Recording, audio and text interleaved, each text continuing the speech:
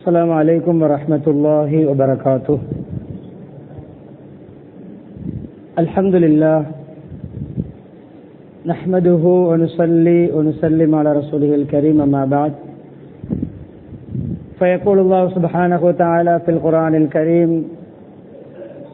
أعوذ بالله من الشيطان الرجيم. بسم الله الرحمن الرحيم. إنما يعمر مساجد الله من آمن بالله واليوم الآخر فأقام الصلاة وآتى الزكاة ولم يخش إلا الله فعسى أولئك أن يكونوا من المهتدين. صدق الله العظيم. وقال نبينا محمد صلى الله عليه وسلم: ما من أمير عشرة إلا ويؤتى يوم القيامة مغلولا حتى يعتقه العدل أو يوبقه الجور أو كما قال صلى الله عليه وسلم. கண்ணியத்துக்குரிய சகோதரர்களே, அல்லாஹ் சுப்ஹானஹு வ தஆலா இஸ்லாமிய மார்க்கத்தை நமக்கு தந்து இஸ்லாத்துடைய சகல விடயங்களையும் கட்டுக்கோப்பான ஒரு நிர்வாக அமைப்பிலே அல்லாஹ் ஆக்கி வைத்திருக்கிறார். பொதுவாக இந்த தலைமைத்துவம் நிர்வாகம் என்பது எல்லா இனங்களுக்கிடையிலும் இருக்கிறது. அதிலும் குறிப்பாக மனிதர்களை வழிகெடுக்கக்கூடிய ஷைத்தான்களுடைய இனம், மனிதர்களை பாவத்தில் ஆழ்த்தக்கூடிய ஷைத்தான்களுக்கே தலைமைத்துவம் இருக்கிறது. மற்றவர்களை சீரழிக்கக்கூடிய, மனித இனத்தை பாவத்திலே தள்ளக்கூடிய அந்த ஷைத்தான்கள் கூட தன்னுடைய தலைவர் இப்லீஸுக்கு கட்டுப்படுகிறார்கள். எனவே ஷைத்தான்களே தலைமைத்துவத்துக்கு கட்டுப்படுகிறார்கள் என்றால், நாம் தலைமைத்துவம் இல்லாத ஒரு சமூகமாக வாழ்ந்தால் அல்லாஹ் பாதுகாக்க வேண்டும், ஷைத்தான் இனத்தை விட கீழே போய்விடுவோம். எனவே நான் நேரடியாக தலைப்புக்கு வருகிறேன். மஸ்ஜித் அல்லாஹ்வுடைய மாளிகை. மஸ்ஜித் வக்ஃப் செய்யப்பட்டு விட்டால் அதனுடைய உரிமையாளன் அல்லாஹ். வேறு யாருக்கும் அங்கே தனிப்பட்ட உரிமைகள், அதிகாரங்கள் எந்த அமைப்பிலும் இருக்க முடியாது. யார் நிர்வாகிகளாக முடிவெடுக்கப்படுகிறார்களோ அவர்கள் கலந்து ஆலோசித்து அந்த மஸ்ஜிதுடைய பரிபாலனத்தை செய்ய வேண்டும். அன்னல் மசாஜித லில்லாஹ், மஸ்ஜிதுகள் அனைத்தும் அல்லாஹ்வுக்கு சொந்தம். ஃபலா ததுஉ மஅல்லாஹி அஹதா, அல்லாஹ்வோடு வேறு யாரையும் கூட்டாக்கி இணைத்து அங்கு நீங்கள் அழைக்க கூடாது. கண்ணியமானவர்களே, மஸ்ஜித் என்றால் சுஜூது செய்யும் இடம், தொழும் இடம். வெறும் தொழுகைக்கு மாத்திரம் உள்ள இடம் அல்ல மஸ்ஜித். நபி ஸல்லல்லாஹு அலைஹி வஸல்லம், பின்னால் வந்த சஹாபாக்கள், தாபிஊன்கள், அதுக்கு பின்னால் வந்த இஸ்லாமிய ஆட்சியாளர்கள் எல்லோரும் மஸ்ஜிதை மையமாக வைத்துதான் அந்த ஊருடைய சகல விடயங்களையும் வழிநடத்தினார்கள்.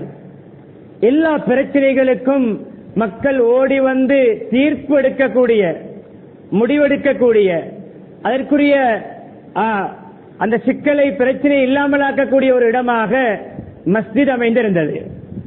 இது நம்முடைய நாட்டில் ஒரு மஸ்ஜித் மக்களுடைய எல்லா பிரச்சனைகளையும் தீர்க்கின்ற ஒரு இடமாக காட்ட முடியுமா என்றால் வடிகட்டி தேட வேண்டும். அப்படி அம்படுகிறதா என்று, கிடைக்கிறதா என்று. நம்முடைய மஸ்ஜித் ஒரு சில விடயங்களுக்கு தான், 5 நேர தொழுகை, அதே போன்று ரமலான் வந்தால் தான் சில மஸ்ஜிதுகள் இயங்குவது. மஸ்ஜிதுடைய நிர்வாகிகளுடைய முகங்கள் எல்லாம் ரமலானில் மாத்திரம்தான் தெரியும். அப்படி அல்ல. கண்ணியமானவர்களே, எந்த தேவைக்கு யார் மஸ்ஜிதை நாடி வந்தாலும் அந்த தேவை நிறைவேற்றப்பட வேண்டும்.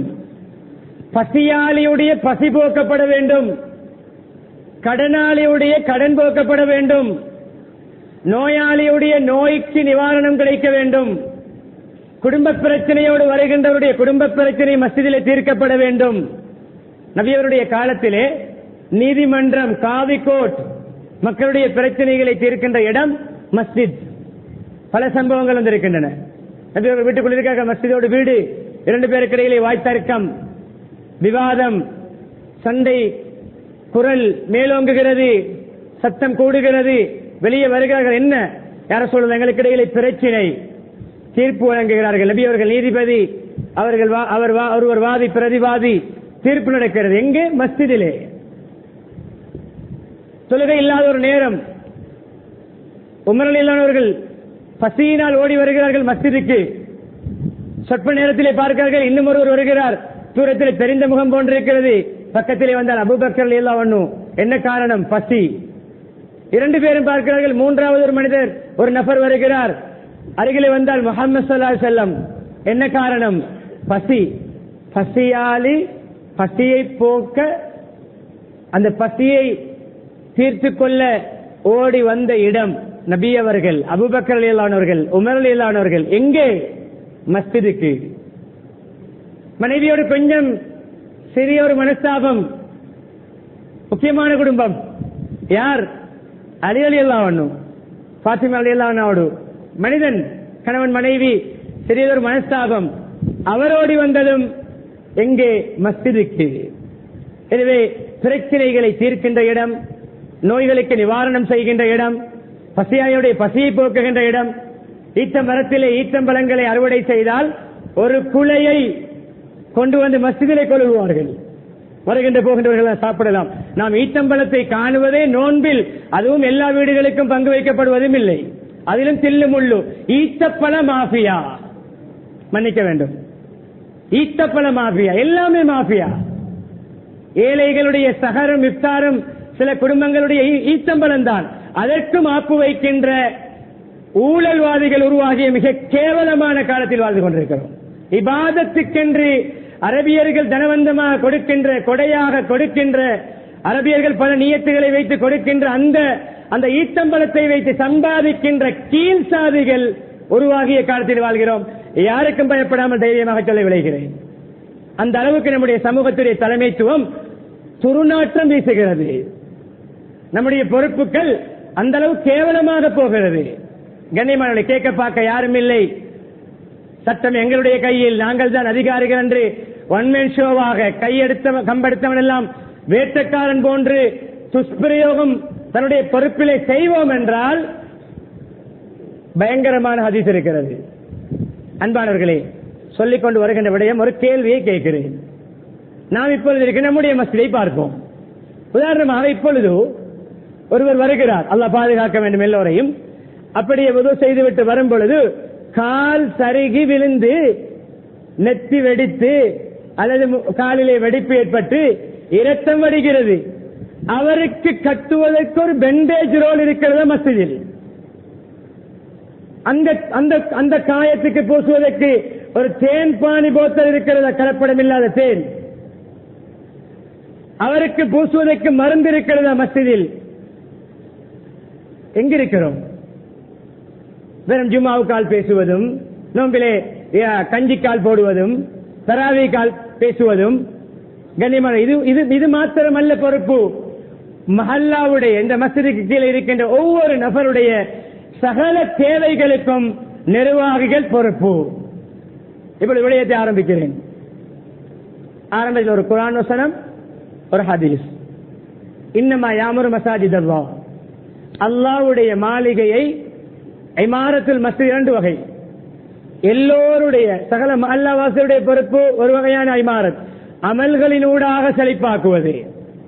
தொழுகை, யாத்திகாப், குர்ஆன் திலாவத், ஸிக்ர் அவுராத், ஏனைய தீனுடைய சபைகள், மார்க்க சபைகள், மஸ்ஜிதுடைய அமல்கள் ஒரு வகையான மஸ்ஜிதை செழிப்பாக்குகின்ற அமல்கள், இமாரத்துல் மஸ்ஜித். அடுத்தது குறிப்பிட்ட சாரார், மஷூரா ரீதியாக முடிவெடுக்கப்படக்கூடிய நிர்வாகிகளுடைய அந்த பொறுப்புகளுடைய பரிபாலனம். அதைத்தான் நான் பேச போகிறேன். இன்னமா யாமுரு மசாஜித் அல்லாஹ் மன் ஆமன பில்லாஹ், மஸ்ஜிதை நிர்வாகம் செய்ய இவர்கள் தான் தகுதி. முதலாவது ஈமான். ஈமான், இஸ்லாம். அது கண்ணியமானே, வெளிரங்கத்திலே இஸ்லாமிய அடையாளம், உள்ரங்கத்திலே உள்ளத்திலே ஈமான் இருக்க வேண்டும். ஈமான் இல்லாதவர்கள் ஈமானிய தன்மை இல்லாதவர்கள் நிர்வாகத்துக்குள் உள்வாங்கப்படக்கூடாது.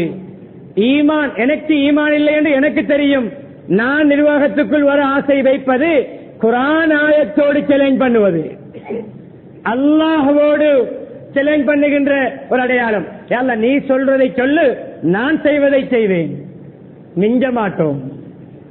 ஈமான் மன் ஆமன பில்லாஹி வல் யௌமில் ஆகிர், அல்லாஹ்வை கொண்டு மறுமை நாளை கொண்டு உறுதியான ஈமான், அல்லாஹ்வுடைய நம்பிக்கை, விசுவாசம், இறையச்சம் எல்லாம் அதற்குள் வரும். மறுமை நாளை பற்றி பொறுப்பு, நிர்வாக அங்கத்துவம், மெம்பர்ஷிப், அதிகாரங்கள் சாதாரணமானதல்ல.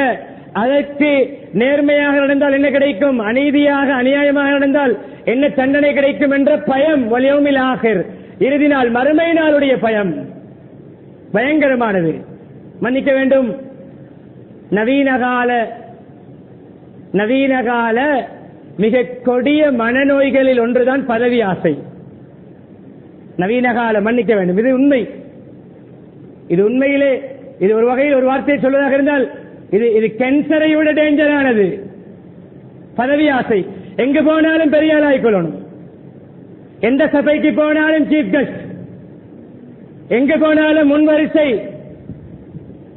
மேடைக்கு ஏறுவதாக இருந்தால் ஏதாவது அவரை கௌரவித்தால் தான் அழைப்புக்கே வருவார், இன்விடேஷன் ஏற்றுக்கொள்வார். ஏதாவது புரோகிராம் கொடுத்தால், அதை சீஃப் கெஸ்ட் லிஸ்டிலே பேர் போட்டால், கார்டிலே தன்னுடைய பேர் இல்லாவிட்டால் வரமாட்டார்.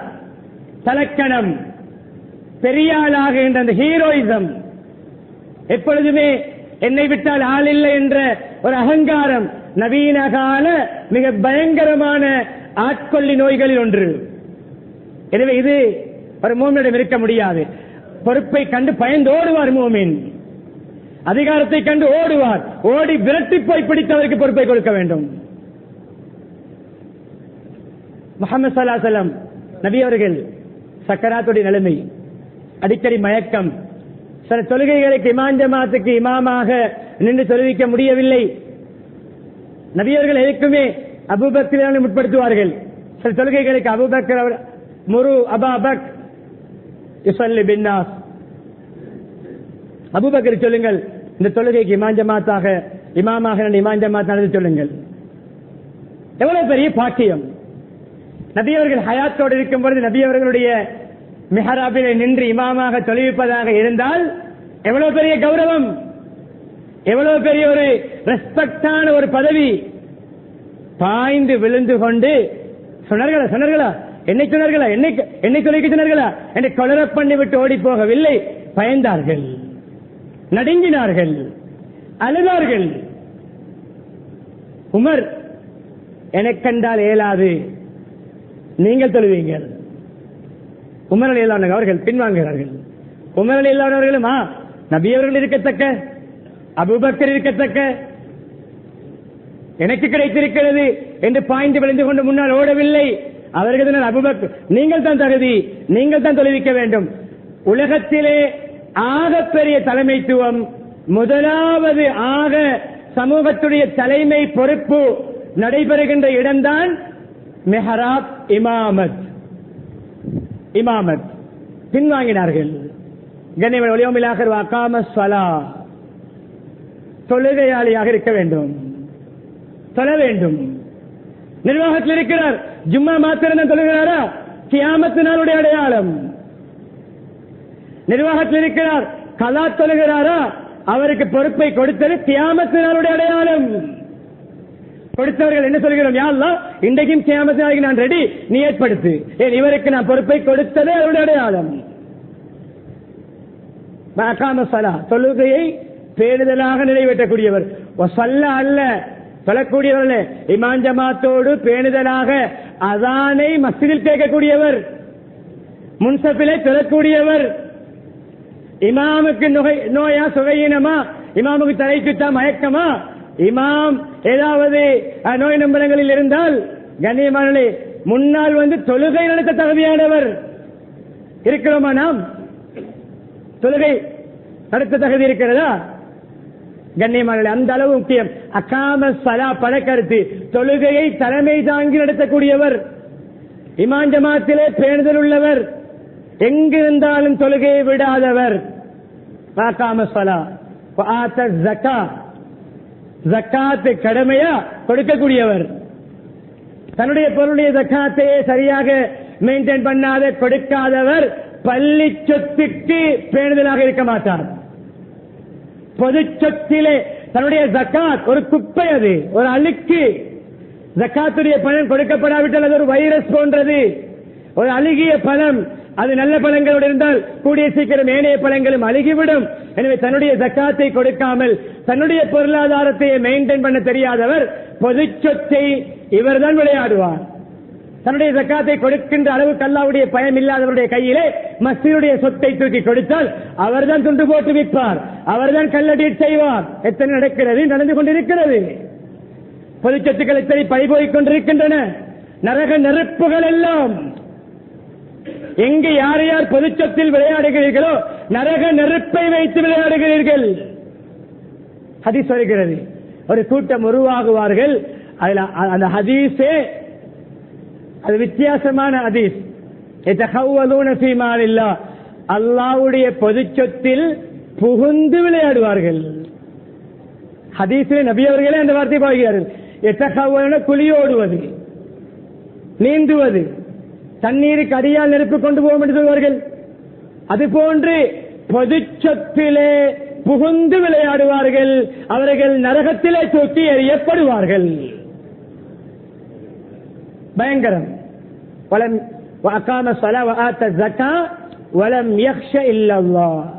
அல்லாஹ்வுக்கு மாத்திரம்தான் பயம்.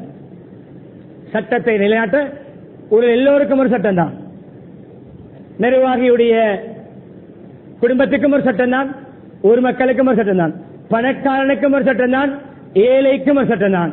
எந்த விதமான எந்த அதிகாரம் ஆட்சிய எந்த பவரும் இல்லாதவருக்கும் ஒரு சட்டம் தான், அதிகாரத்தில் உள்ளவர்களுக்கும் ஒரு சட்டம் தான். எல்லோருக்கும், ஆண்கள் பெண்கள் பெரியவர்கள் சிறியவர்கள் எல்லோருக்கும் நிர்வாக சட்டங்கள் ஒன்று. தனக்கு சார்பானவர்களுக்கு சார்பாக, தனக்கு தெரிந்தவர்களுக்கு ஒரு மாதிரி, குடும்பத்துக்கு ஒரு மாதிரி நிர்வாகம் நடத்த மாட்டார்கள். வலம் யக்ஷ இல்லல்லாஹ், அல்லாஹ்வை மாத்திரம் அஞ்செடுப்பார்கள். தைரியம் இருக்க வேண்டும்.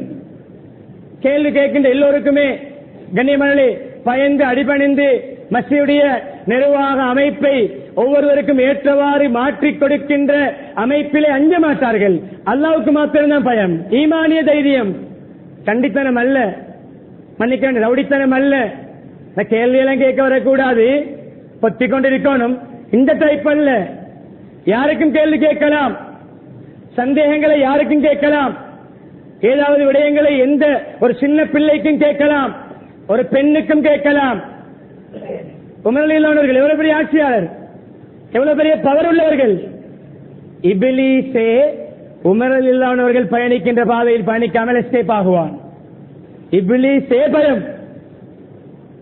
ஒரு தடவை சொன்னார்கள், இந்த பெண்களுக்கெல்லாம் அளவு கடந்து பெருமதி மிக எக்ஸ்பென்சிவாக மகர் கொடுக்க வேண்டாம் கருத்து. அதனால் அவர்கள் சொன்ன காரணம் அந்த பெருமை அடிக்கின்ற பண்பு இருந்தது. அதாவது என்னுடைய மாப்பிள்ளை எனக்கு இவ்வளவு மகர் தந்தார், என்னுடைய மாப்பிள்ளை இவ்வளவு தந்தாரா என்ற ஒருவர் சீப்பாக்குகின்ற, இன்ஸ்டால் பண்ணுகின்ற, கேவலப்படுத்துகின்ற அப்படியான ஒரு தன்மை உருவாகியது கேள்விப்பட்டவுடன் நடுத்தரமாக மகர் தொகைகளை கொடுங்கள், அந்த கூடுதலாக பெருமதியான மகர்களை கொடுக்க வேண்டாம். ஒரு பெண் இந்த சத்தத்தை கேட்டு எழுப்பினார். உமரே அமீர் முஃமினீனே, குர்ஆனில் அல்லாஹ் ஒரு ஆயத்து வருகிறது, அந்த பெண்கள் மனைவிமாருக்கு ஒருவருக்கு நீங்கள் பெரும் மலை குவியல் அளவு, பெரும் குவியல் ஒரு சிறிய மலை போன்ற அளவு மகர் கொடுத்திருந்தாலும் நீங்கள் நிக்கா முடித்து வாழ ஆரம்பித்து நீங்கள் தலாக் கொடுத்தால் அதிலிருந்து ஒரு பகுதியை கூட ரிட்டர்ன் வாங்கக்கூடாது. இது குர்ஆன் ஆயத்.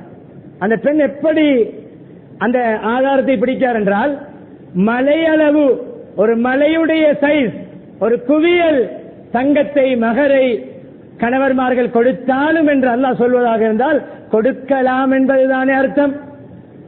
அல்லாஹ் சொல்லுகிறான் எவ்வளவு கொடுக்கலாம் என்று, நீங்கள் கட்டுப்படுத்துகிறீர்கள். உங்களுடைய கருத்தை எடுக்கவா, அல்லாஹ்வுடைய கட்டளை எடுக்கவா?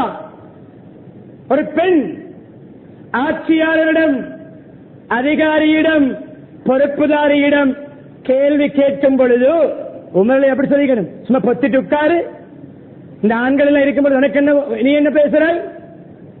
யாருக்கும் கேள்வி கேட்கலாம், உரிய பதில் விளக்கம் கொடுக்கப்பட வேண்டும். ஆனால் ஒவ்வொருவருக்கும் ஏற்ற மாதிரி சட்டங்களை மாற்றி பயந்து நிர்வாகம். இன்னும் ஒரு கூட்டம் இருக்கிறார்கள், தான் யாரை கொண்டு வந்தால் வெளியிலிருந்து ரிமோட் கண்ட்ரோலில் இயக்கலாம். வெளியில இருப்பார்கள், நிர்வாகத்துக்குள் இருக்க மாட்டார்கள், ஆனால் தலைவரை இயக்குவார்கள், செக்ரட்டரியை கட்டுப்படுத்துவார்கள். தூண்டில் போன்று அவருடைய கையில் தான் இருக்கும் கம்பு, ரிமோட், பிராண்ட் கேமரா போன்று எங்கு போனாலும் இவருடைய பட்டன் தான். அப்படிப்பட்ட சில ஊர்கள் இருக்கிறார்கள். அவர் பொறுப்புக்கு முகத்தை காட்ட மாட்டார், அவர் திரைக்கு பின்னால் அவர்தான் நிர்வாகி, அவர்தான் செயலாளர். நிர்வாகி அவரிடம் மசூரா கேட்க வேண்டும். இப்படி ஒரு கேஸ் வந்திருக்க என்ன செய்ய, அவர் சொன்னால் செய்வார். இப்படி பயந்தான் கோழிகள் மன்னிக்க வேண்டும். இன்னும் ஒருவருக்கு கட்டுப்பட்டு தன்னுடைய கோழைத்தனத்தை வெளிப்படுத்துகின்றவர்கள் நிர்வாகத்துக்குள் வரக்கூடாது, யாருக்கும் பயப்படக்கூடாது. உமர் என்ன சொன்னார்கள், உமர், அந்த பெண் சொன்னது சரி, உமருடைய கருத்து பிழை. வாபஸ் வாங்கினார்கள். ஊர் மக்கள் யாரும் ஒரு சதத்துக்கும் கணக்கு கேட்கலாம், இவ்வளவு வசூல் பண்ணினீர்கள், மஸ்ஜிதை கட்டுமான பணிக்கு இவ்வளவு சேர்ந்தது, இவ்வளவு பேலன்ஸ் எங்கே? இந்த ஊரில் இருக்கின்ற, இந்த சபையில் இருக்கின்ற 5, 6, 7 வயது சிறுவனுக்கும் கேள்வி கேட்கலாம், அதுக்கு பதில் கொடுக்க வேண்டும். வளமையா இவர்களுக்கு தான் நேர் வழி கிடைக்கும். ஹதீசுகளை சொல்கிறேன், ஹதீசுகளை சொல்லிக் கொண்டு போனாலே எவ்வளவு பயங்கரம். முதலாவதாக, பொறுப்புகள் இல்லாமல் ஒரு மஸ்ஜிதை இயக்க முடியாது. சில வேளை பயணம் கேட்டு முடிந்தவுடன், அம்மா எங்களுக்கு என்றால் இயலாது, எங்களுக்கு தரவானம் என்று பின்வாங்கி, தகுதியானவர்கள் பின்வாங்கி தகுதி இல்லாதவர்கள் வந்தார்கள் என்றால் அவர்கள் செய்கின்ற அநியாயத்துக்கும் பின்வாங்கியவர்கள் பொறுப்பு. பின்வாங்கி தகுதி இல்லாத அரைகுறைகளிடம் மஸ்ஜிதை கொடுத்து பாலாகி வீணாகி மஸ்ஜிதுடைய நிர்வாகங்கள் சீர்குலைந்தால், பின்னாகி தகுதி இருந்தும் தன்னிடத்தில் எல்லா விதமான தகமைகள் இருந்தும் பின்வாங்கியவர்களுக்கு அந்த தண்டனை ஏற்படும். நீதியான பொறுப்பு, ஆட்சி அதிகாரம் பொறுப்புகளை நீதியாக செய்தால் எவ்வளவு பாக்கியம். அரிசிக்கு கீழே நிழல் கிடைக்கும். அரிசிக்கு நிழல் பெறக்கூடிய பல அமல்கள் வந்திருக்கின்றன. ஒரே ஹதீஸில் 7 அமல்கள்.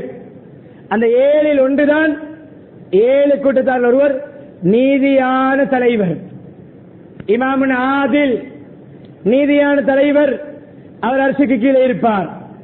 அதே போன்ற கண்ணியமானவர்களே, அமானிதம், ஈமான், அமானிதம் இரண்டும் பின்னி பிணைந்த தன்மைகள்.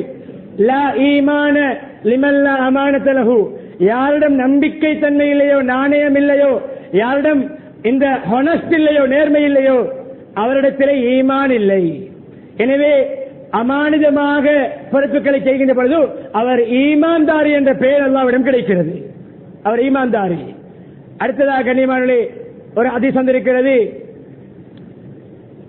யாராவது ஒருவர் பொறுப்பை, அதிகாரத்தை, பதவியை கேட்டெடுப்பார் என்றால், ஆசைப்பட்டு அதற்கென்ற ஒரு குரூப்பை, ஒரு டீமை தயாரித்து அவருக்கு அவருடைய பெயரை சொல்ல, ஆமோதிக்க, அவருக்கு ஓட் பண்ண, ப்ரீ பிளான் பண்ணி, முன்னேற்பாடு செய்து, முன்திட்டம் தீட்டி ஏதோ ஒரு வகையிலே பொறுப்பை ஆசைப்பட்டு வருவார் என்றால், கண்ணியமானவர்களே, பாரியாகத்து, கத்தி இல்லாமல் வெட்டப்படுவதற்கு சமம்.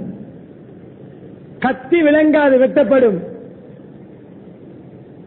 ஆபரேஷன் நடக்கிறது, கண்ணுக்கு விளங்காது, ஆனால் வெட்டப்படும். அதற்கு விளங்குவதற்கு இருக்கு உதாரணம். கண்ணியமானவர்களே, கத்தி இல்லாமல் அறுக்கப்படுவதற்கு சமம்தான் பொறுப்புகளை கேட்டு ஆசைப்பட்டு செட் பண்ணி பிளான் பண்ணி வருவது. அபூதர் ரலியல்லாஹு அன்ஹு அவர்கள் ஒருவரை, பேணுதலான சஹாபி, தக்குவாதாரி, பக்குவம், பேணுதல், பக்குவம், தக்குவா ஒரு விடயம். அதனோடு சேர்ந்து நிர்வாகத்தகமை என்பது வேறு விடயம்.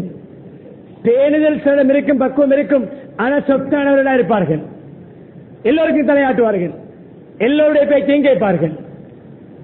ஒரே நிர்வாகம் 3-4 அமைப்பில் நடக்கும். இல்லை, தைரியம் இருக்க வேண்டும், அதற்கான நிர்வாக திறமை. அபூதர் சரியான பேணுதல். யார் சொல்ல, எனக்கும் ஏதாவது பொறுப்பை தாங்களே, என்னை பொறுப்பாக்குங்களே. சொன்ன அபூதர், இன்னக லஈஃப், ஈமானிலே, பேணுதலிலே, தக்குவாவிலே உச்சகட்டம். ஆனா பொறுப்புகள் என்ற விடயத்தில், அட்மினிஸ்ட்ரேஷனிலே நீங்கள் பலகீனம். நீங்கள் இன்னொரு அந்த கட்டத்தில் சொன்னார், நீங்கள் 2 பேருக்கு கூட பொறுப்புதாரியாகிவிட வேண்டாம். 20 அல்ல, 200 அல்ல, 2000 அல்ல, 2 பேருக்கு கூட நீங்கள் பொறுப்புதாரியாகிவிட வேண்டாம். ஏன் தெரியுமா? அது ஆரம்பத்தில் இன்ட்ரெஸ்டாக இருக்கும், காலப்போக்கிலே முடிவிலே கைசேதமாக இருக்கும். வேறு அதிசயம் சொன்னார்கள், பிள்ளை பிறந்தவுடன் பால் கொடுப்பது தாய்க்கு லேசி. பசி வந்தால் பிள்ளைக்கு பால் தான். நிஅமத்தில் முர்திஆ வ பிஸத்தில் ஃபாத்திமா. பால் கொடுப்பது லேசி. 2 வருடங்களுக்கு பின்னால் அந்த பால் குடியை மறக்கடிப்பது கஷ்டம். ஏன் தான் நிர்வாகத்துக்குள் வந்தோமோ என்று சிந்திக்க தோன்றும். நிம்மதி போயிட்டு இருந்த எல்லா சந்தோஷங்களும் போயிட்டு நினைக்கின்ற அளவுக்கு அது பொறுப்பிருக்கிறது. பாலூட்டும் தாய் போன்றதுதான் எடுக்கும் பொழுது, அதை மறக்கடிக்கும் பொழுது, பிள்ளைக்கு பால் குடி மறக்கடிக்கும் பொழுது தாய் படுகின்ற பாடு, சிரமம், அது போன்றுதான் இந்த ஆட்சி அதிகாரம், பொறுப்பு, இந்த நிர்வாக முறைமைகள். இது ஒரு ஹதீஸ். அடுத்த ஹதீஸ், கண்ணியமானவர்களே, பொறுப்பை கேட்டவர்களுக்கு நபி அவர்கள் நேரடியாகவே ஆசைப்பட்டு, பெருமைக்கு, அகங்காரத்துக்கு, பெரியதனத்துக்கு கேட்டவர்களுக்கு முகத்தில் அடித்த மாதிரியே பய சொன்னார்கள். 2 பேர் வந்தார்கள். வந்து ஒருவர் யார சொல்லலாம், அவர் கலிமா சொல்லி இஸ்லாத்துக்கு வருவதற்கு பதிலாக பொறுப்பை கேட்டார். எனக்கு பொறுப்புகளை தந்தா நான் இஸ்லாத்தை ஏற்றுக்கொள்றேன், பொறுப்புக்காகவே இஸ்லாம் சொன்ன நபி அவர்கள், கேட்டு வருபவர்களுக்கெல்லாம் நாங்கள் கொடுப்பது கிடையாது. கேட்டு வருபவர்களுக்கெல்லாம் கொடுப்பது கிடையாது. நீ இஸ்லாத்துக்கு வந்தா என்ன, போனா என்ன, பொறுப்புக்காக தர மாட்டேன், அதை ஏற்றுக்கொள்ள மாட்டேன். அப்படி முகத்தில் அடித்த மாதிரி பதில் சொன்னார்கள். இன்னைக்கு கண்ணியமானவர்களே, இன்னும் ஒன்று இருக்கிறது. முன்னால் வர துடிக்கின்றவர்கள், தடுமாறுகின்றவர்கள், அவர்களை பார்த்தால் தகுதி இல்லை, குர்ஆன் சொல்கின்ற தகுதியும் இல்லை, ஹதீஸில் வந்த தகுதியும் இல்லை, ஏதோ தக்குவா இரையச்சம் நம்மிடம் இருக்கிறது, இந்த சொத்து மஸ்ஜித் வீணாகிவிடக் கூடாது என்று விளங்கினால் அந்த கட்டத்திலே பொறுப்பை சில ஊர்களிலே, சில மஹல்லாக்களிலே நாமினேஷன் வைப்பார்கள், பல முறைகள் செய்வார்கள். அப்ளை பண்ணுவது, யார் அப்ளை பண்ண வேண்டும்? யூசுப் அலைஹிஸ்ஸலாத்துடைய நிகழ்வு. யூசுப் அலைஹிஸ்ஸலாம் ஈஜிப்திலே, மிஸ்ரிலே பார்க்கிறார்கள், பொது சொத்து, அந்த பைனான்சியல் மினிஸ்ட்ரி கண்டபடி பாதிக்கப்படுகிறது. பொது சொத்து ஊழல் நடக்கிறது, பக்கசார்பு நடக்கிறது, வீணாகிறது, உரியவர்களுக்கு உரிய மாதிரி உரிமைகள் போய் சேருவது கிடையாது. இதை பார்க்கிறார்கள். இப்பொழுதுதான் அந்த அரசனிடம் இஜ்அல்னி அலா ஹஸாயினில் அர்த், இந்த பொது சொத்துக்கு, மக்களுடைய பொது நிதிக்கு, இந்த பொருளாதாரத்துறையை என்னுடைய கையில் தாருங்கள், இன்னி அஃபீதுன் அலீம், நான் இந்த துறையிலே அமானிதம் பேணி நடப்பேன், மிகவும் கயா பண்ணுவேன், மிக சேஃப்டியாக இந்த துறையை நான் நடத்துவேன், அலீம், இந்த துறையிலே எனக்கு நாலேஜ் இருக்கிறது, எக்ஸ்பீரியன்ஸ் இருக்கிறது, இந்த துறையை பற்றிய அறிவு என்னிடம் இருக்கிறது. யூசுப் அலைஹிஸ்ஸலாம் கேட்டார்கள், கொடுக்கப்பட்டது. எந்த அளவு நீதியாக நடந்தார்கள் என்றால், ஒரு நிகழ்வு போதும், இறுதியாக சில விடயங்களை சொல்லி முடிக்கிறேன். தன்னை பலஸ்தீனிலே கையால் தூக்கி சின்ன வயதில் கிணற்றிலே போட்டார்களே சகோதரர்கள், அவர்கள் பலஸ்தீனிலே பஞ்சம், வறுமை, ஈஜிப்திலே இப்படி ஒருவர் இருக்கிறார், வாரி வழங்குகிறார், நல்ல நிவாரண உதவிகளை செய்கிறார் என்று கேள்விப்பட்டு வருகிறார்கள். யூசுப் அலைஹிஸ்ஸலாம் அடையாளம் கண்டு கொண்டார்கள். சகோதரர்கள் யூசுப் அலைஹிஸ்ஸலாத்தை அடையாளம் காணவில்லை. வெளித்தோட்டத்திலே தன்னுடைய விரோதிகள், சகோதரர்களாக இருந்தாலும் தன்னை கொலை செய்ய முயற்சித்தவர்கள், பால் கிணற்றிலே தூக்கி போட்டவர்கள், டிமாண்ட் காட்டலாம், அதிகார துஷ்பிரயோகம் செய்யலாம், செய்யவில்லை. எந்த கையால் தன்னை தூக்கி கிணற்றிலே போட்டார்களோ கொள்ளுவதற்கு அவர்களுக்கே அவர்களுடைய பங்கை கொடுத்தார்கள். அவர்களுக்கே ரிலீஃப் பண்ணினார்கள், நிவாரண உதவி செய்தார்கள். அந்த அளவு நீதி. இறுதியாக கண்ணியமானவர்களே, மேலே சொல்லப்பட்ட தகுதிகள் எல்லாவற்றையும் நான் சொல்லவில்லை, குறுகிய நேரத்துக்கு சொல்லி முடிக்க முடியாது. நிர்வாக கூட்ட சபையிலும் சில விடயங்கள் ஞாபகப்படுத்தப்பட வேண்டும். பாரிய பொறுப்பு. ஊரிலே 3 கூட்டம் இருப்பார்கள். பொதுவாக இந்த ஊரில் இந்த மகல்லா என்று சொல்லவில்லை, எங்கெல்லாம் நிர்வாக கூட்டம் நடக்குமோ 3 கூட்டம். ஒன்று, இருக்கின்றவர்கள் யாரையும் வரவிடாமல் நாங்களே மௌத்து வரைக்கும் இருக்க வேண்டும் என்ற ஒரு டைப்பில் இருப்பார்கள். இந்த மஹல்லாவில் இருக்கிறதா இல்லை எனக்கு தெரியாது, சில ஊரில் இருப்பார்கள். இன்னும் ஒரு கூட்டம், மஸ்ஜிதுக்கு அவர்களுடைய ஒரு சதமும் இதுவரை செலவழிந்திருக்காது. அவர்களால் ஒரு தூசி அளவும் மஸ்ஜிதுக்கோ எதுக்கோ எந்த பயனும் கிடைத்திருக்காது. கஷ்டப்பட்டு ஆரம்பத்திலிருந்து உருவாக்கி கட்டி வளர்த்து மஸ்ஜித் எல்லாம் கம்ப்ளீட் ஆகியவுடன் கரையான் கட்டிய புற்றிலே குடியிருக்கின்ற பாம்பு போன்று வேலை பார்க்கின்றவர்கள் இருப்பார்கள். தெளிவாக பேச வேண்டிய தலைப்பு. சில விடயங்கள் சிலருக்கு கசப்பாக இருக்கும். கசப்பு என்பதால் நான் பானை ஊத்த முடியாது, நான் அல்லாஹ்விடம் பதில் சொல்ல வேண்டும். சிலருக்கு பிடிக்காது இந்த பயான், கசப்பு. கசப்பாக இருந்தாலும் உண்மையை சொல். ஹதீஸுக்கு கட்டுப்படுவதா, உங்களுடைய இமோஷனுக்கு கட்டுப்படுவதா? ஹதீஸுக்கு தான் கட்டுப்படுவேன். சொல்கின்ற உனக்கு கசப்பாக இருந்தாலும் உண்மையை சொல், கேட்கின்றவர்களுடைய காதுக்கு கசப்பாக இருந்தாலும் உண்மையை சொல். 2 கருத்தும் இருக்கிறது ஹதீஸில். அப்படி ஒரு கூட்டம் டேஞ்சரான கூட்டம், பள்ளி பிடிக்கின்ற கூட்டம்.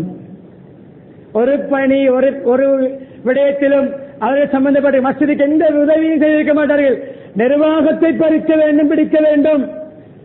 கஷ்டப்பட்டு மாத கணக்கிலே கரையான் கட்டிய புற்றிலே ஒரே வன்ஷத்திலே வந்து பாம்பு குடியிருந்து கரையானை விரட்டுகின்ற கூட்டமும் இருப்பார்கள். அப்படிப்பட்ட நோக்கத்தில் வந்தாலும் சித்தினா குழப்பம் வரும். அவர்கள் எண்ணத்தை மாற்ற வேண்டும். 3வது ஒரு கூட்டம்,